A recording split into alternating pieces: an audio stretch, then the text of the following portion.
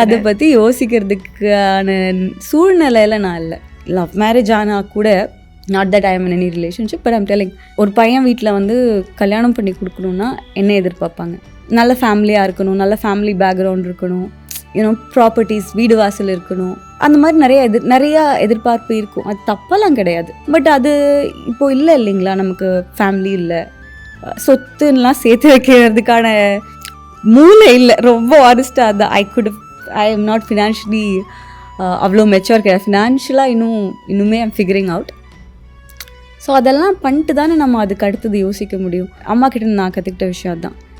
யாராக இருந்தாலுமே நம்ம வந்து 100% ஒருத்தவங்களை டிபெண்ட் பண்ண ஆரம்பிச்சிட்டோம்னு வைங்களேன், அவங்க உலகத்திலேயே நல்லவங்களாக இருந்தாலும் அவங்களையே அறியாமல் நம்மளை டேக்கன் ஃபார் கிராண்டடாக எடுத்துப்பாங்க.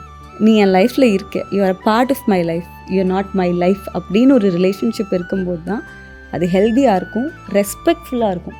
இப்போது நான் இப்படியெல்லாம் இருக்கேன்னு வச்சு பரிதாபப்பட்டு சிம்பத்தியில் வந்து யாருக்கு வேணால் என்னை பிடிக்கலாம். பட் பரிதாபம், சிம்பத்தி என்றைக்குமே ஒரு நல்ல காதலாக மாறாது, நல்ல ஒரு ரிலேஷன்ஷிப்பை கொடுக்காது. பட் ஒரு ரெஸ்பெக்ட் ஒருத்தவங்க மேலே வந்தால் மரியாதை கண்டிப்பாக ஒரு நல்ல காதலாக இருக்கும். ஸோ ஐ திங்க் அந்த ரெஸ்பெக்ட் எனக்கு நானே ஃபஸ்ட்டு கெயின் பண்ணும். அதுக்கப்புறம் யாரையுமே டிபெண்ட் பண்ணக்கூடாது. ரைட் நோ நான் இருக்கிற மென்டல் ஸ்டேட்டில் என் லைஃப்பில் யாராவது வந்தாங்கன்னா ஐயோ நீங்கள் தான் உலகம்னு நான் டிபெண்ட் ஆகிடுவேன். அதனால் இப்போதைக்கு ரொம்ப காஷியஸாக இருக்கேன். இப்போதைக்கு கல்யாணத்தை பற்றி எல்லாம் யோசிக்கல.